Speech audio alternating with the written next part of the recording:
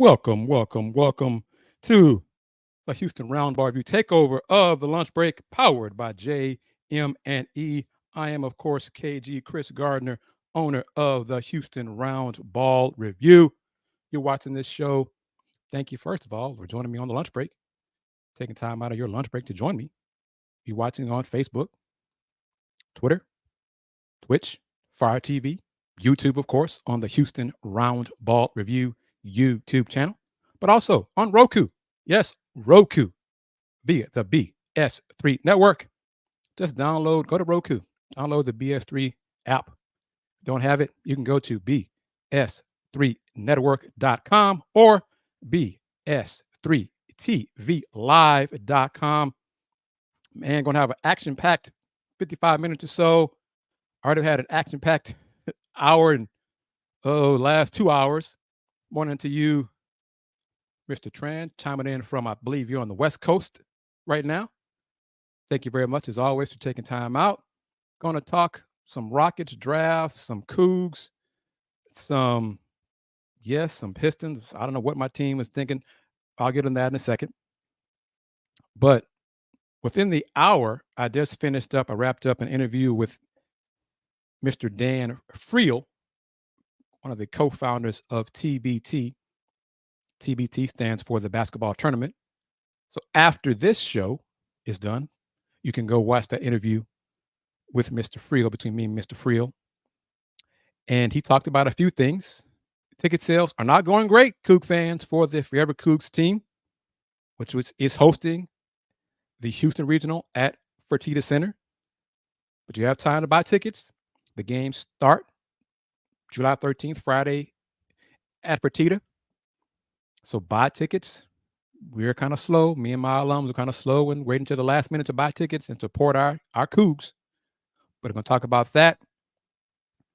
And a little prior to that, the Big 12 announced the conference matchups for men's and women's basketball. I'm going to touch on that right now.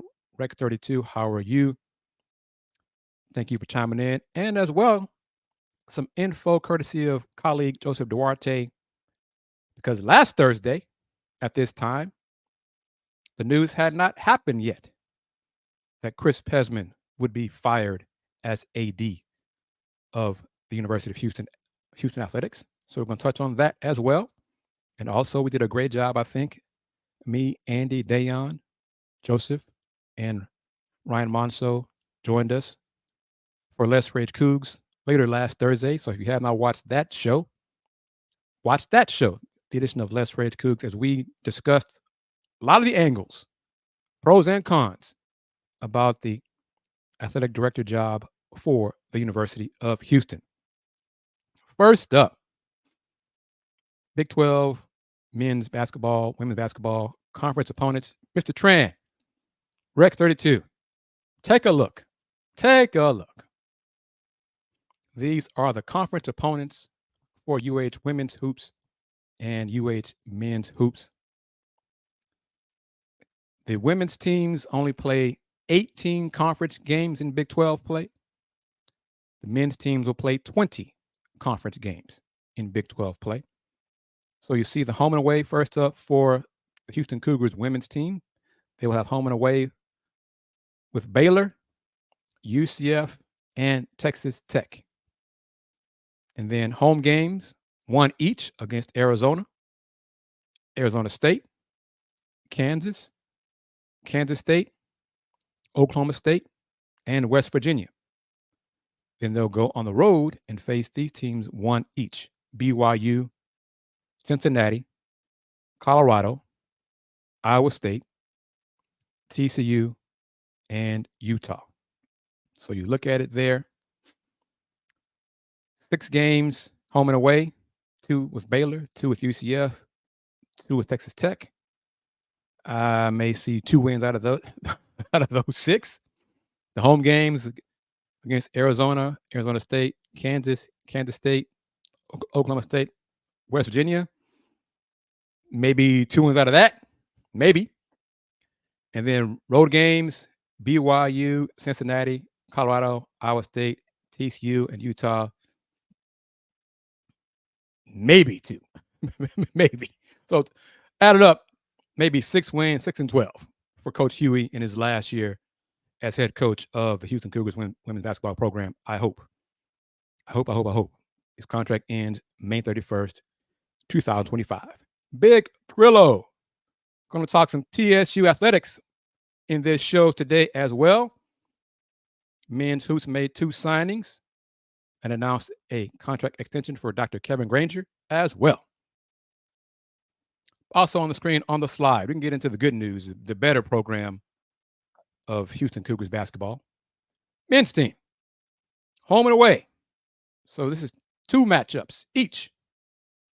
Baylor, Kansas, Oklahoma State, Texas Tech, and West Virginia. Home only. BYU, Cincinnati, Iowa State, TCU, and Utah. Road only. Arizona State, UCF, Colorado, and Kansas State. So Big 12 men's teams, you face 5 opponents twice.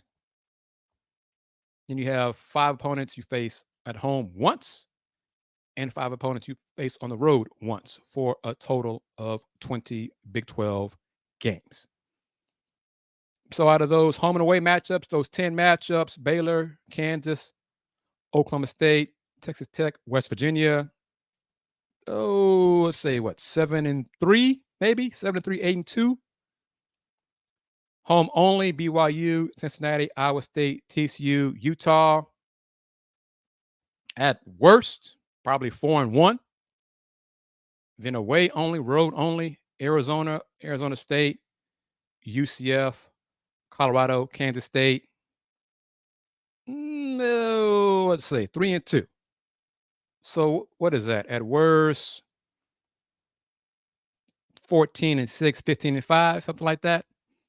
At worst, I think. So we shall see.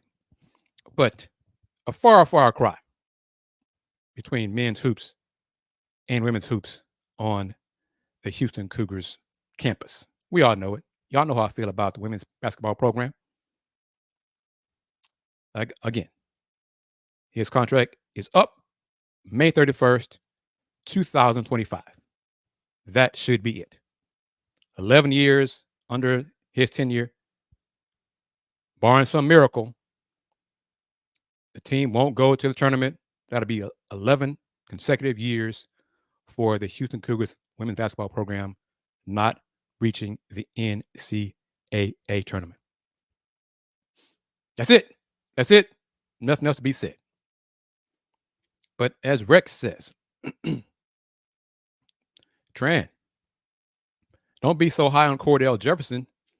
Cordell Jefferson is a talented player, but there might be more talented teammates than him, which says a lot about this year's Houston Cougars men's team. Team is truly, truly, truly too deep at every position. Rex says, man, this got me excited for basketball again, but we got to get through football first. Football team under head coach Willie Fritz might not win a lot this season, but they'll be much better prepared and look like an actual football team that has some actual positive direction. So take that. Keep that in mind.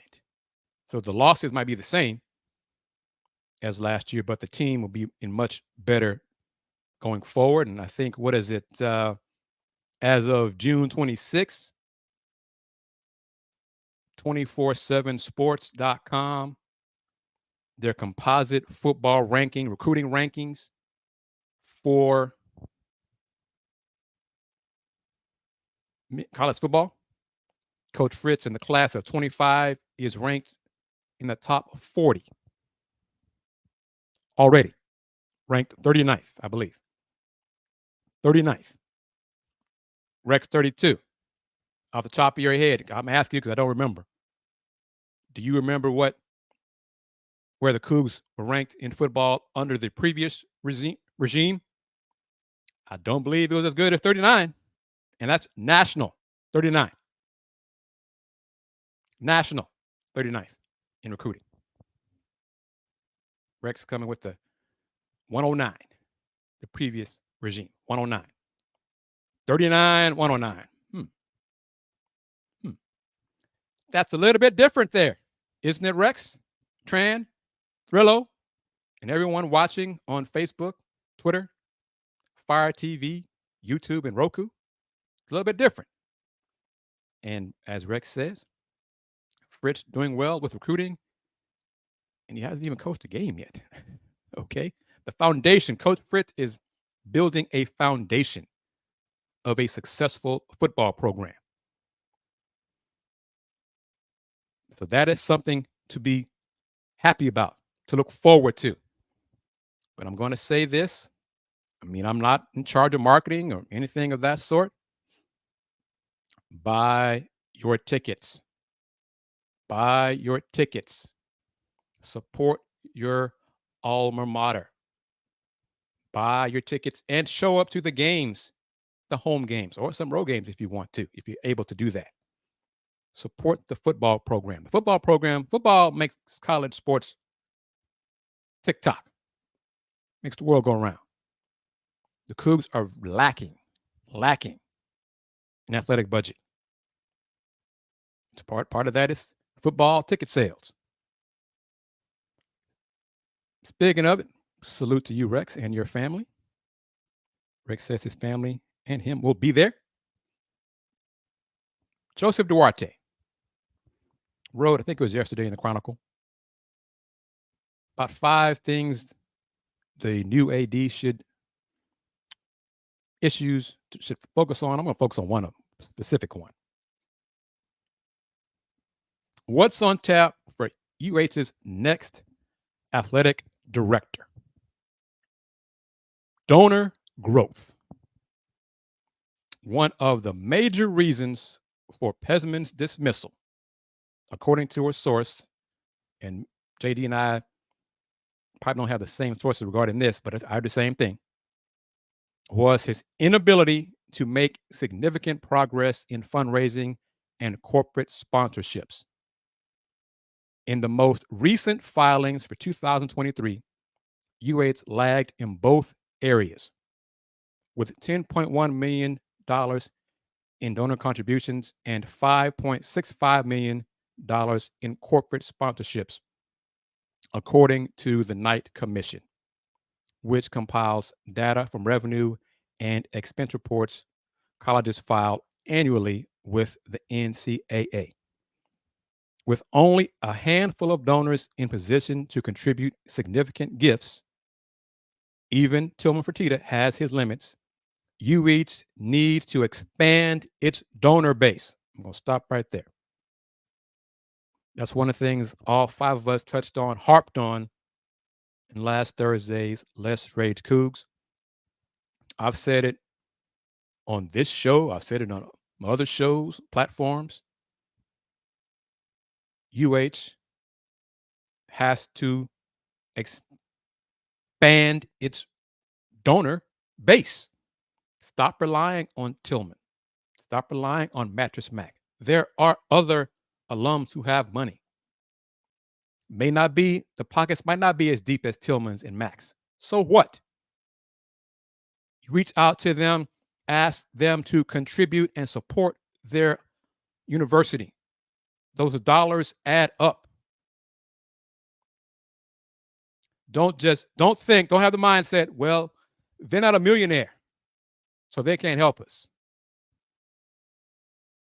There are successful owners of businesses in Houston and around Greater Houston that graduated from Houston, that are willing and able to participate and contribute.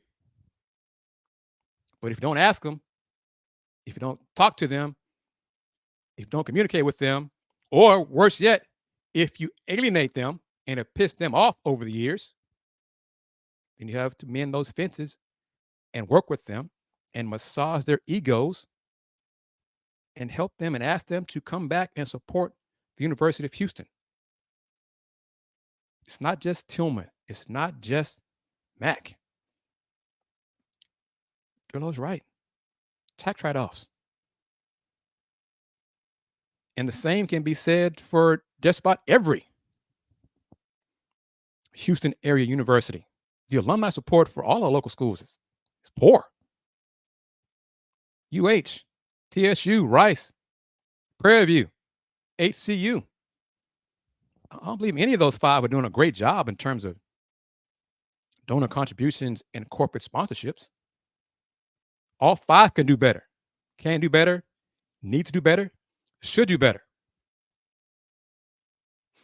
And see, right here, 1,001 is the same as $1 in 1,000 hands.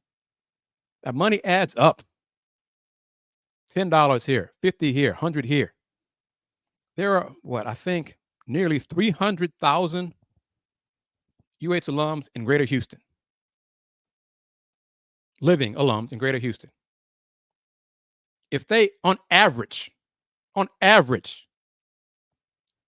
contributed $100 each, that's $30 million. On average.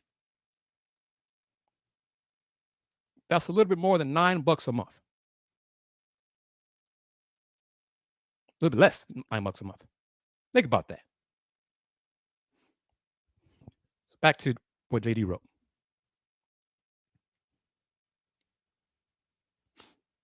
Donor fatigue. Donor fatigue is real.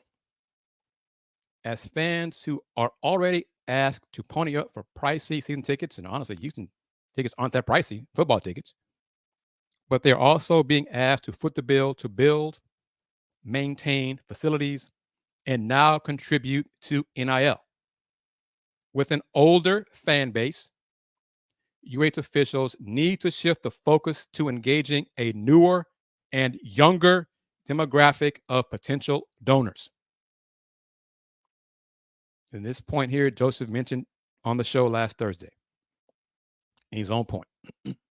Does anyone remember the Rise campaign announced in 2022? After providing early updates on progress toward the $150 million goal, not a peep has been heard since. Not exactly the way to drum up support. And you assume, and it's dangerous to assume, as we know, we have not heard anything about the Rise campaign because the contributions aren't going well. Well, flip side of that is, if you make a presentation, you present it, this is where we stand on our Rise campaign. We need your help. We need your support. We have not yet reached our goal. Coogs, fellow Coogs, support us and help us reach our goal as we strive and aim to compete for championships in the Big 12. Coogs helping Coogs. Help us reach our goals. Help us to reach those heights. Help us to reach the level where we believe the University of Houston belongs. And that's at the top, at or near the top, in everything we do. Academics and athletics and donors, contributions. We should be at the top. That should be our goal. That should be our aim every year, to be at or near the top in everything we do, because we are the University of Houston. We are Houston Cougars, and we are proud of where we graduated. I know I am. So keep that in mind. But back to it. A different Coug-related topic. Forever Cougs features alums, members of previous Houston Cougars men's basketball teams under head coach Kelvin Sampson. Final roster. The Cougs are the second seed in the Houston Regional. Yes, the second seed. The one seed, the top seed in the Houston Regional, is the North Texas team. And I asked Mr. Dan Friel about that in our conversation earlier today. You can watch it on YouTube. North Texas squad is the top seed in the region because they reached the title game last year. So they had the experience and the talent.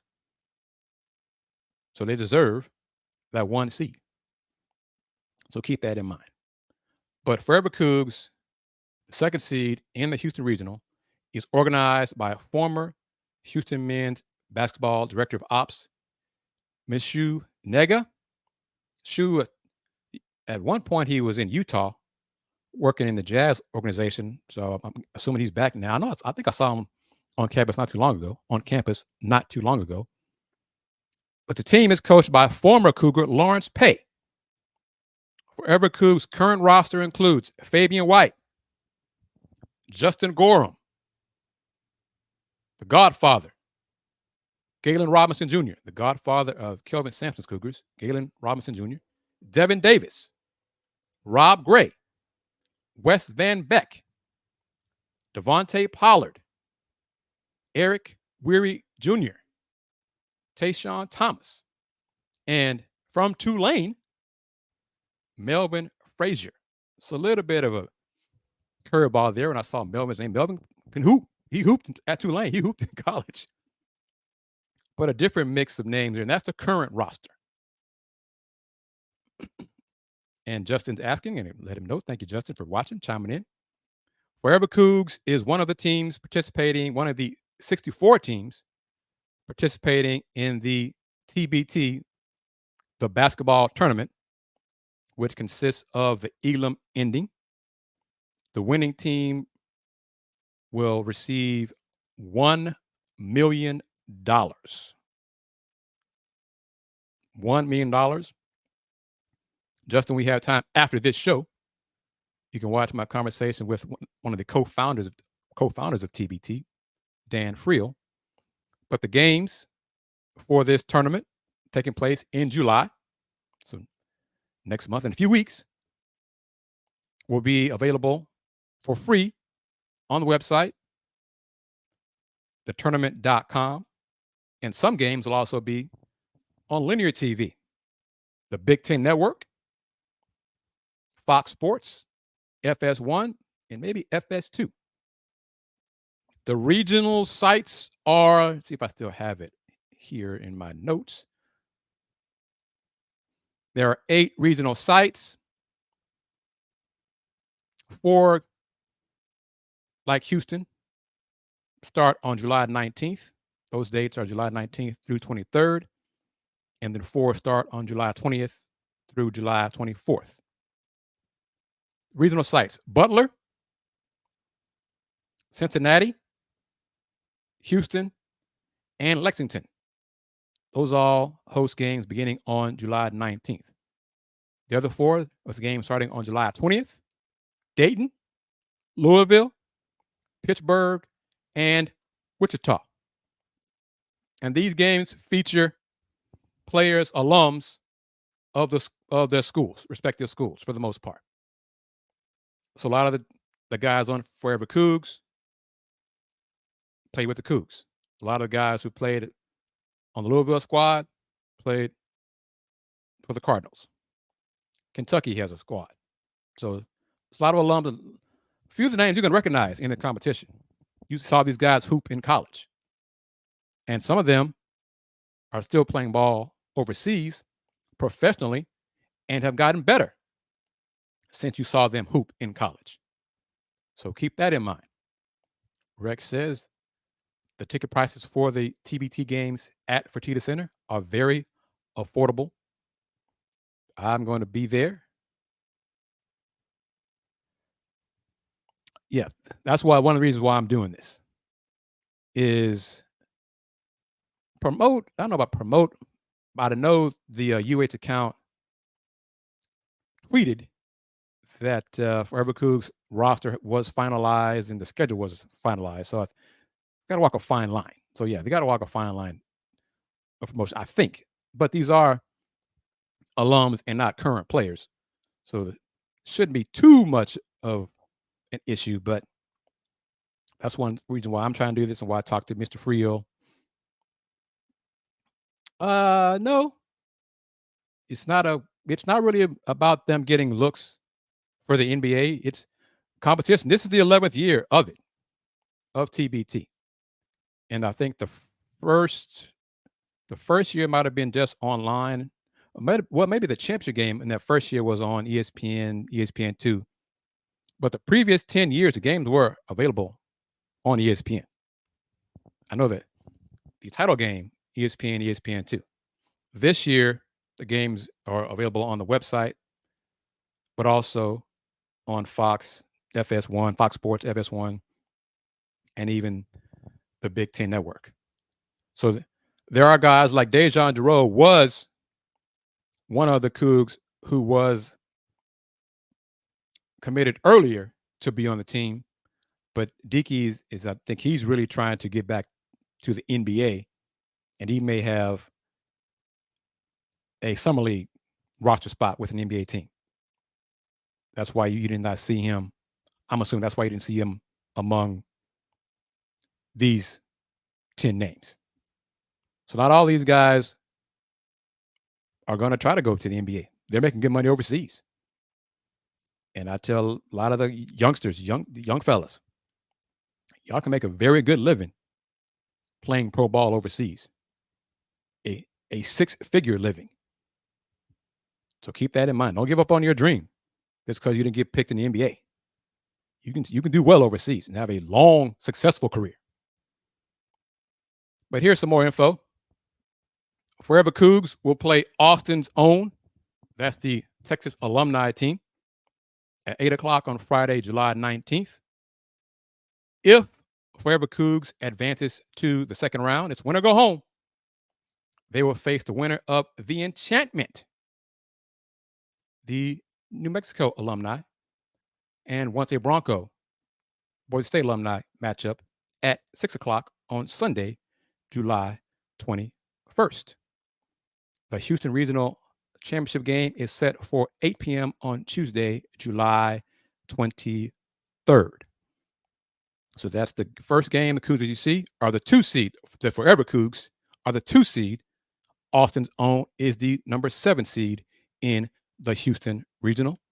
And once again, the number 1 seed in the Houston Regional is the team from North Texas because they reached the title game in last year's TBT. The winner of the Houston Regional will play the winner of the Wichita Regional in the quarterfinals, either in Houston or Wichita, Kansas on July 29th or 30th. Official game date, time, and location to be determined. The semifinals and $1 million winner take all championship game will be August 2nd and 4th in Philly at the Daskalakis Athletic Center. So yes, there's serious dollars in this event. And one thing, Mr. Friel, here's a bracket of the regional, the Houston Regional. You see round of 64, winners advance to the round of 32. Winners of that go to the round of 16. And then winners of that go to the quarterfinals. But the winning team, the players on winning team, receive their money. There is a promotion, and there are bracket competitions. Like I said, we covered a lot in our conversation. It lasted about 15 minutes. And I have timestamps for you to navigate through our conversation with me and Dan Friel, co-founder of TBT. But one of the things he mentioned, when the title game is over and the team wins, and part of the beauty or difference of TBT is the Elam Ending. The final 4 minutes of the game in the fourth quarter. Games have a little stop, pause in action. The team that is ahead, 8 points is added to their score. And then the final 4 minutes, really turn off the clock. The object of the game after that is to reach that score. So if the score with 4 minutes to go is 80-79. Add 8 points to the 80. Then the final score to get is 88. So that is what both teams will be striving to reach is 88. So the game will end on a made bucket. So keep that in mind. The game will end on a made basket. That is part of the Elam Ending. That is the Elam Ending. So fast pace, going to be physical, a lot of action, nonstop. See, Rex has seen games like that. He's seen it. That's the fun part. The Elam Ending. It's different than college basketball and NBA and FIBA International. Elam Ending is different. Games end on a made basket. And the games don't last more than probably an hour and a half. So you can go to the game, watch the game, buy some concessions. Hopefully it's improved. Hopefully at Fertitta Center, as we've talked about that a lot as well. And there's merch available. You're going to buy you some Forever Coogs merch. You can do that too. All of that is available. Miss Wanda says she's looking forward to TBT. Thank you for chiming in. Thank you for everybody doing. Got a lot of folks chiming in during this lunch break. Appreciate that. Going to talk Rockets a little bit, but I'm going straight through. Well, no, I don't want to do that. Don't want to do that. Going to take a 30-second break to remind folks, 35-second break, to inform folks, if you're new to the Houston Roundball Review Takeover of the lunch break on Thursdays, let you know about BS3 Network, BS3 TV, because we are changing the way you watch TV. So this promo, it's quick, give you an indication of what BS3 TV /BS3 Network is all about. Be right back. BS3 Network, changing the way you watch TV.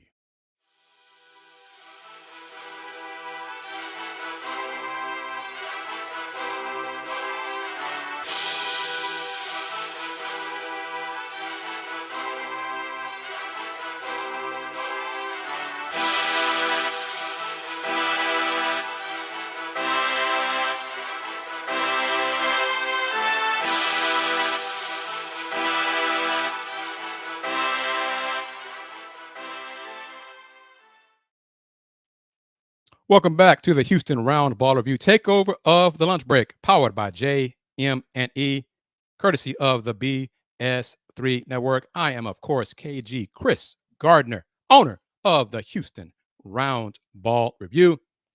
Thank you for watching. Thank you for joining me today on this Friday Eve. And we're going to talk. You're watching the show on YouTube, Twitch, Twitter, Fire TV, and Roku, courtesy of BS3 TV. If you have a Roku streaming device, just download BS3 TV. If you don't have it, you can go to bs3network.com or bs3tvlive.com. Before the break, I was discussing Forever Cougs in the TBT, the basketball tournament, which will take place in a few weeks, Friday, July 19th at Fertitta Center. But now, Thrillo, and TSU alums. Miss Donna, where are you? Time for some Texas Southern news and info. And it's good news. Dr. Kevin Granger receives a contract extension through 2029. The Texas Southern University Board of Regents has approved a 5-year contract extension through 2029 for Vice President of Intercollegiate Athletics, Dr. Kevin Granger.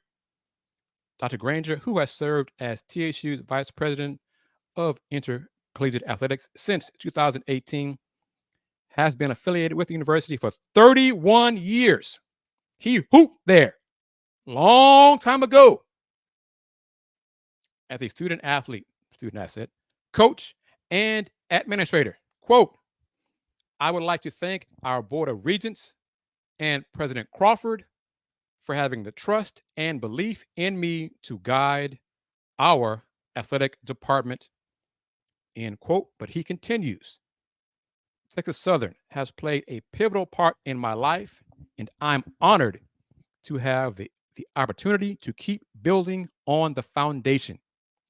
We are coming off another history-making season, both academically and athletically, and my goal is to continue elevating TSU to another level, as I want to also thank the student athletes, Drillo, university faculty and staff, and athletic staff for working together as a cohesive unit to ensure TSU remains at the forefront in this era of college athletics.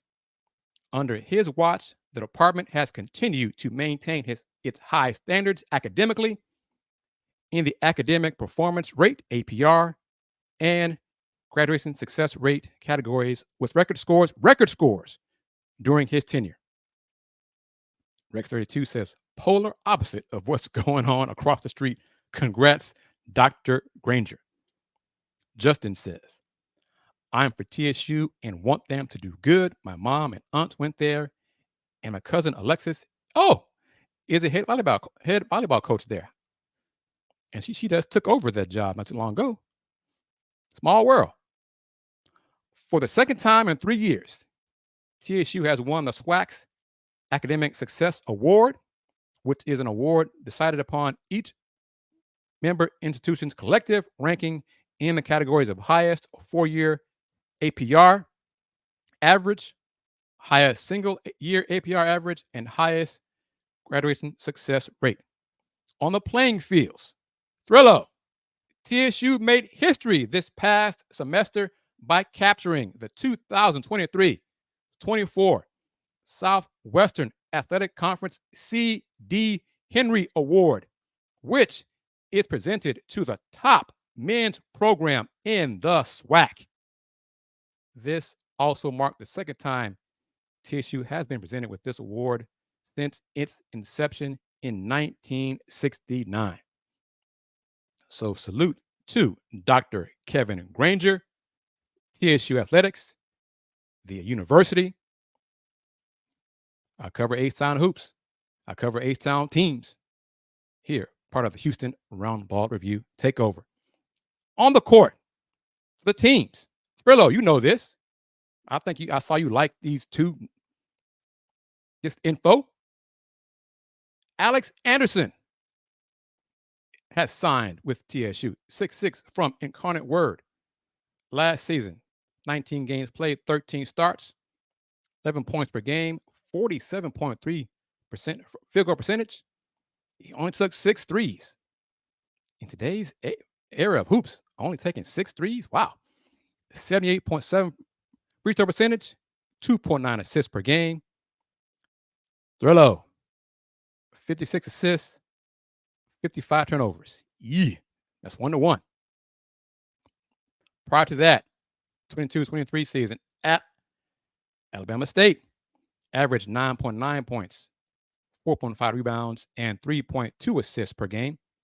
And the year before that, he was at South Alabama, where he averaged 6.2 points per game and 3.3 rebounds while shooting 50.6% from the floor. Coach Jones and staff weren't done because they got Duane Posey transfer from Northwestern State, 6'7". Last season at Northwestern State for the Demons, I believe. 29 games, 11 starts, 51.2% from the floor. Only took 2 threes. Thrillo, what are y'all doing over there? What Coach Jones doing? Only took 2 threes. Averaged 6.7 points per game, 4.3 rebounds, 45 turnovers. 45 turnovers in 29 games. Got to get better on that. 13 steals in a little under 18 minutes per game. Prior to Northwestern State, he played 2 years at Kilgore College and 1 year at Alabama State. He averaged 7.4 points and 5 rebounds per game in the 2022-23 season at Alabama State, appearing in 31 games with 17 starts. So congrats to both of those young men. Congrats to Coach Jones and the staff. And the three-point shooters, I think they're already on the roster. But Coach Jones is reloading.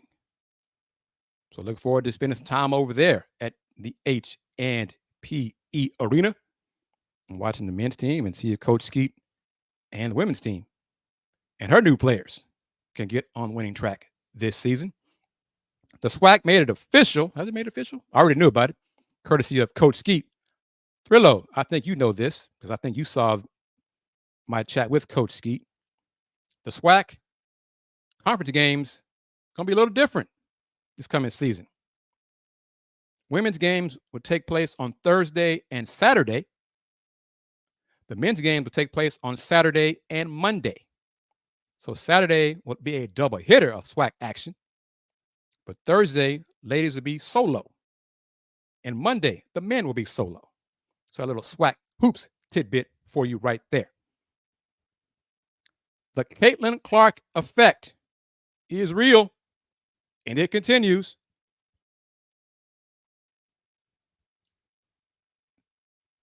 The June 23rd game between the Fever and Chicago Sky, the most viewed game on ESPN platforms in 23 years. 2.3 million viewers. Viewership peaked with 3.3 million viewers. Chicago won that game 88-87. Angel Reese, rookie for the Sky, 25 points and 16 rebounds. Caitlin Clark had 13 assists for the Fever. The effect is real. The impact is real. Just putting it out there.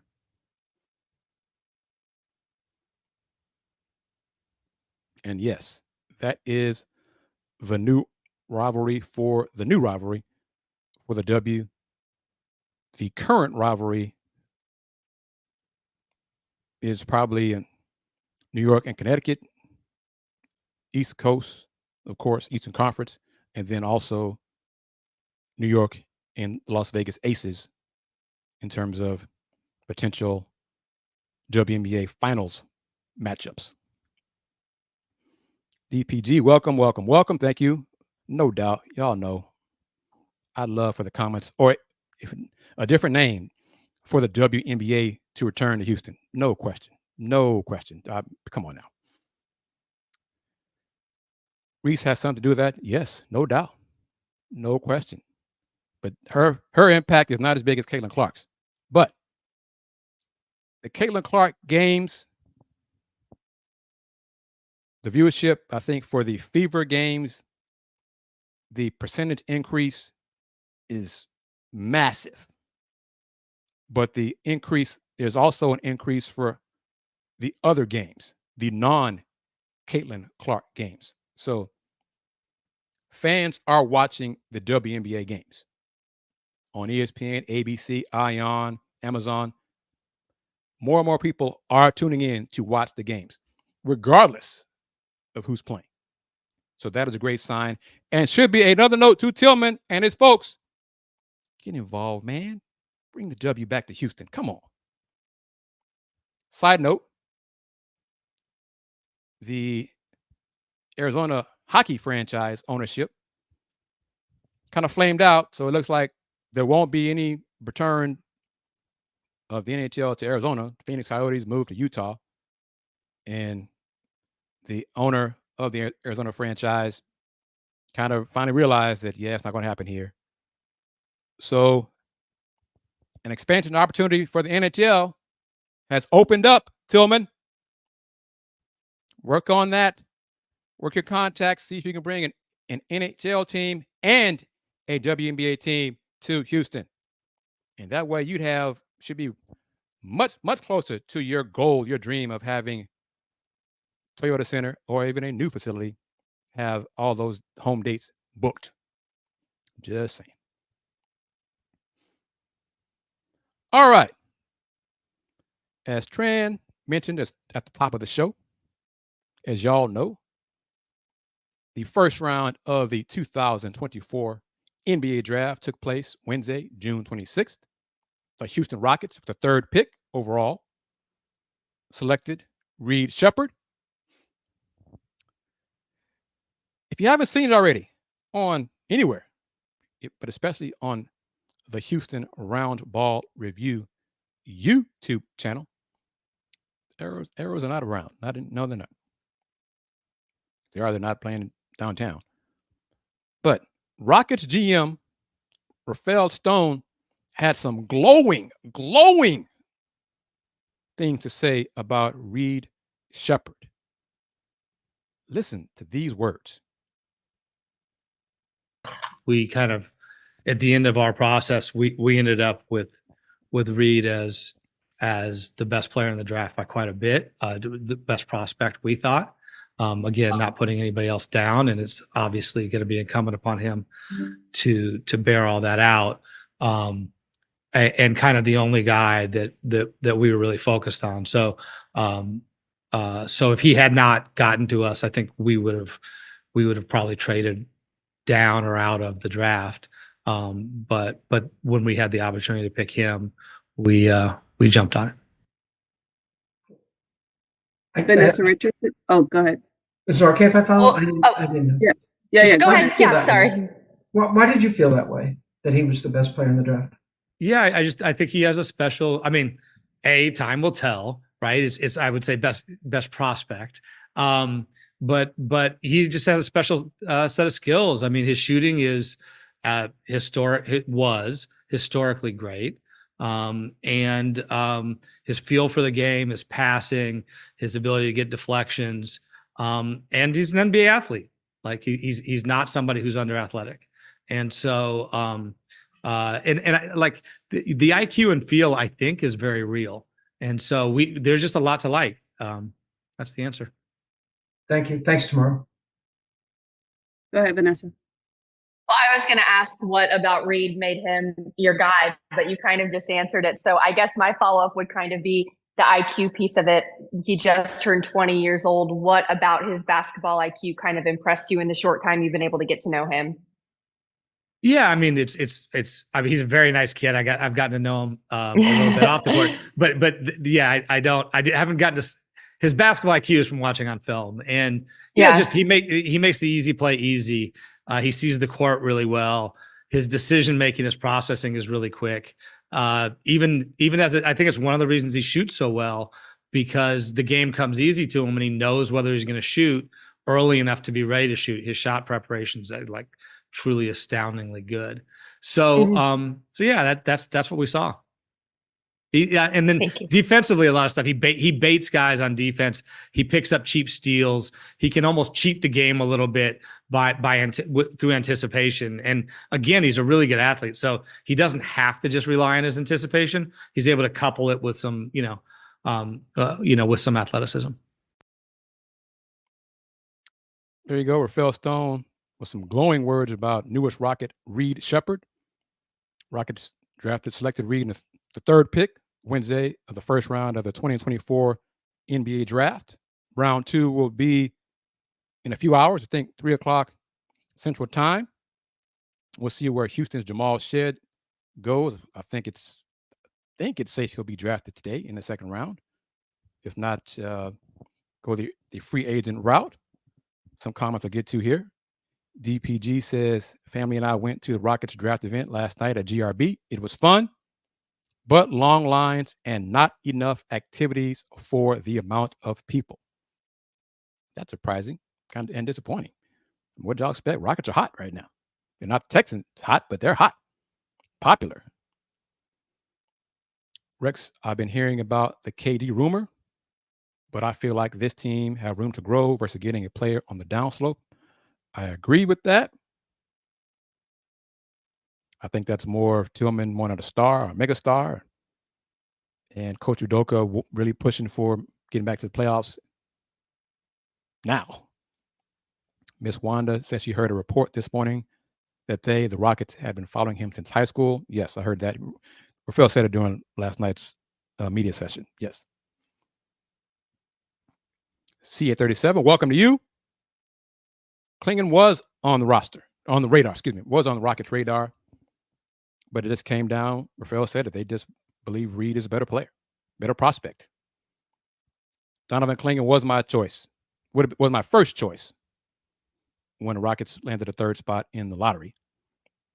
But more and more it became apparent that the Rockets were going to pick Reed Sheppard. with the third pick. And he's Reed's defense, his one-on-one defense, his individual defense needs work. He's improving. I mean, what 18, 19-year-old freshman, college doesn't have that issue. His team defense is better than his individual defense. But one of the things, Reed has hops. Had one of the best verticals at the NBA draft combine. And I did not know this until today. Reed Sheppard and Jamal Shead are different kind of defensive players. Jamal is a much better one-on-one defense, better overall defensive player, but specifically one-on-one defense, better player. Reed Sheppard had more blocked shots last season, his freshman year, his only season at Kentucky, than Jamal did. Let me say that one more time as I read Justin's comment here. Someone mentioned that the Rockets finally drafted for need and not best available, or maybe they thought Reed was the best player. Justin said Clingan never made sense to me unless they're my reason for drafting Clingan for the Rockets need a rim protector. They still don't have one. Steven Adams, healthy 1 year. I think he'll be gone after this coming season. There's Donovan Clingan right there. Your backup big man for years and years and years. Your solid rotation. There you go. That's another issue I have with Reed Sheppard. He's 6'1"-ish. He's barely a little bit taller than Jamal Shead. But his reach, difference between standing reach and wingspan, is less than Jamal's. So I'm curious to see how Reed handles the switching defenses that Ime Udoka likes to play. But he's got a lot of help from his teammates. As long as he's not on the floor with Jalen Green, his defense got better, but compared to Tari and Jabari and others, yeah. So we shall see. But once again, let me say it again. Reed Sheppard had more blocked shots than Jamal Shead this past season in college. It's like 23-17.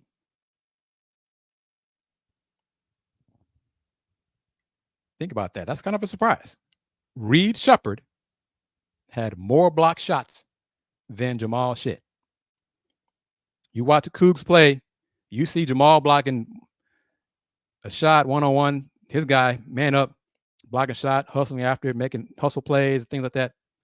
But Reed Sheppard had more blocked shots than Jamal Shead.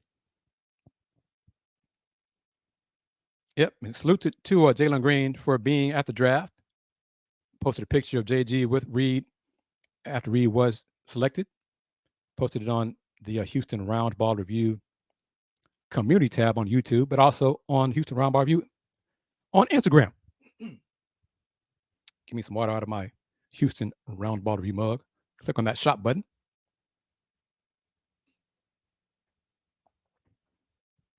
And buy you some Roundball Review merch. Yes, Reed shot 52% from three-point range in college. Yes. Best shooter in the draft. And he's on the, I didn't know that, but on the depth chart. It's kind of interesting because earlier in the week, colleague Jonathan Fagan wrote that the Rockets were going to bring back Aaron Holiday.